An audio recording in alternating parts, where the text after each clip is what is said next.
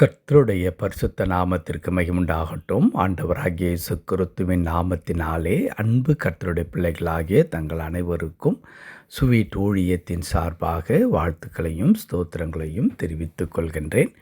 யோவான் எழுதின நற்செய்தி நூல் 14ஆம் அதிகாரம் 1வது வசனம். யோவான் 14ஆம் அதிகாரம் வசனம் 1. உங்கள் இருதயம் கலங்காதிருப்பதாக, தேவனிடத்தில் விசுவாசமாயிருங்கள், என்னிடத்திலும் விசுவாசமாயிருங்கள். உங்கள் இருதயம் கலங்காதிருப்பதாக, தேவனிடத்தில் விசுவாசமாயிருங்கள், என்னிடத்திலும் விசுவாசமாயிருங்கள். என் அன்பு கடவுளுடைய பிள்ளைகளே, உங்கள் இருதயம் கலங்காதிருப்பதாக. இந்த வார்த்தை கேட்கும் பொழுதே நமக்கு ஒரு ஆச்சரியம் தோன்றுகிறது, ஒரு தைரியம் பிறக்கின்றது, ஒரு சந்தோஷம் உண்டாகிறதை நாம் பார்க்க முடியும். காரணம் என்ன?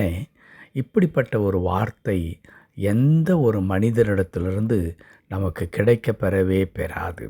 ஒருவேளை அவர்கள் நம்முடைய வாழ்க்கையில் எவ்வளோ முக்கியமானவர்களாக கூட இருக்கலாம், அல்லது அவர்களால் எந்த ஒரு காரியத்தையும் செய்து முடிக்கின்ற அளவிற்கு அவர்கள் எல்லா விதமான வாய்ப்புகளையும், அவ்வளவு உயர்ந்த பதவிகளையும் பொறுப்புகளையும் உடையவர்களாக கூட இருக்கலாம். ஆனால் அப்படிப்பட்ட மனிதர்கள் கூட நம்மை பார்த்து உங்கள் இருதயம் கலங்காதிருப்பதாக என்று சொல்லவே முடியாது. காரணம் என்ன? மனிதன் எல்லாவற்றையும் குறித்து கலங்கி தவிக்கின்ற ஒரு மனிதனாக இருக்கின்றான்.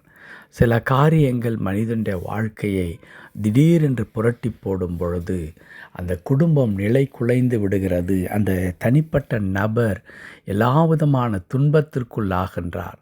அப்படிப்பட்ட சூழ்நிலையில் அவருடைய இருதயம் சுக்குநூறாக உடைந்து எதிர்காலம் முழுவதும் இருண்டு போய் ஒரு பெரிய கேள்வி தனக்குள்ளாக உண்டாகிறது.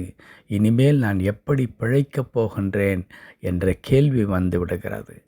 அதற்கு விடை பெற்றுக்கொள்ளும்படியாய், அல்லது அப்படிப்பட்டதான கேள்விகள் நம்முடைய உள்ளத்தில் எழும்பி நம்முடைய வாழ்க்கையை இன்னும் மேலும் வேதனைக்குள்ளானதாக மாற்றாதபடிக்கு கடவுளுடைய கிருபை நம்மை என்ன செய்கிறது? சூழ்ந்து கொள்ளுகின்றது.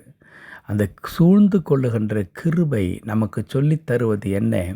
உங்கள் இருதயம் கலங்க வேண்டாம், உங்கள் இருதயம் பயப்பட வேண்டாம். வாழ்க்கையில் நிலவுகிறதான எந்த ஒரு காரியத்தை குறித்து நீங்கள் பயப்படாதபடிக்கு, கலங்காதபடிக்கு என்ன செய்ய வேண்டும்? தேவனிடத்தில், கடவுளிடத்தில் விசுவாசமாயிருங்கள், அவருடைய இரட்சகராகிய என்னிடத்தில் விசுவாசமாயிருங்கள் என்று சொல்லி இயேசு கிறிஸ்து பிரசங்கிக்கிற வார்த்தையை இந்த காலை நேரத்தில் கேட்டுக்கொண்டிருக்கின்றோம். ஆகவே என் அன்பு கடவுளுடைய பிள்ளைகளை, உங்களை வேதனைப்படுத்தக்கூடிய, பயமுறுத்தக்கூடிய, கலங்கச் செய்யக்கூடிய காரியங்களை நீங்கள் கேட்கும் பொழுதோ, பார்க்கும் பொழுதோ, அல்லது குடும்பத்தில் எதிர்கொள்ளும் பொழுது உங்கள் இருதயம் கலங்காதிருக்க வேண்டும். உங்கள் இருதயம் கலங்காமல் இருக்கும் பொழுது தான் நாம் என்ன செய்ய முடியும்? கடவுளை குறித்ததான அந்த அறிவை பெற்றுக்கொள்ள முடியும். கடவுளுடைய வல்லமையை நாம் உணர்ந்து கொள்ள முடியும். அப்படி கடவுளுடைய வல்லமையை நாம் உணர்ந்து கொள்ளும் பொழுது அந்த ஆண்டவர் மீது நமக்கு நம்பிக்கை உண்டாகிறதை நாம் பார்க்க முடியும். அப்படி கடவுளத்தில் நாம் நம்பிக்கையோடு கூட வரும்பொழுது நிச்சயமாக அது எப்படிப்பட்டதான துன்பங்கள், கவலைகள், கஷ்டங்களாக இருந்தாலும் அவைகளிலே இருந்து ஆண்டவர் நமக்கு பரிபூர்ணமான விடுதலை தருகின்ற கடவுளாக இருக்கிறார். ஆகவே என் அன்பு கடவுளுடைய பிள்ளைகளே, இன்றைக்கு ஒருவேளை நீங்கள் உங்களுடைய வாழ்க்கை குறித்து, எதிர்காலத்தை குறித்து, பிள்ளைகள் காரியங்களை குறித்து கலங்கி தவிக்கிற மக்களாக நீங்கள் இருப்பீர்களானால், கர்த்தருடைய வார்த்தை நம்மை பார்த்து சொல்லித் தருகிறது, உங்கள் இருதயம் கலங்க வேண்டாம், என்னிடத்தில் விசுவாசமாக இருங்கள் என்று சொல்லி இயேசு கிறிஸ்து திருவுளம் பற்றுகின்றார். ஆம், அவரால் நம்முடைய நிலைமையை மாற்றி அமைக்க முடியும். அவர் ஒருவரே ஜீவனை கொடுக்கவும் ஜீவனை எடுக்கவும் அதிகாரம் படைத்த ஆண்டவராக இருக்கிறார். கடவுளுடைய அனுமதி இல்லாமல் நம்முடைய தலையில் இருக்கிற ஒரு முடி கூட கீழே விழாது என்பதை ஆணித்தரமாய் விசுவாசிக்கிற கடவுளுடைய பிள்ளைகளாகிய நீங்களும் நானும் தைரியத்தோடு கூட சொல்லுவோம், எங்கள் இருதயம் கலங்காதிருக்கட்டும், எங்கள் இருதயம் இனி பயப்பட வேண்டாம்.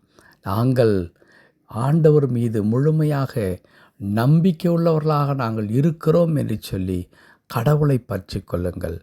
கடவுள் தாமே மாபெரும் காரியங்களை நம்முடைய வாழ்க்கையில் செய்தருளுவாராக. ஆமென், ஆமென்.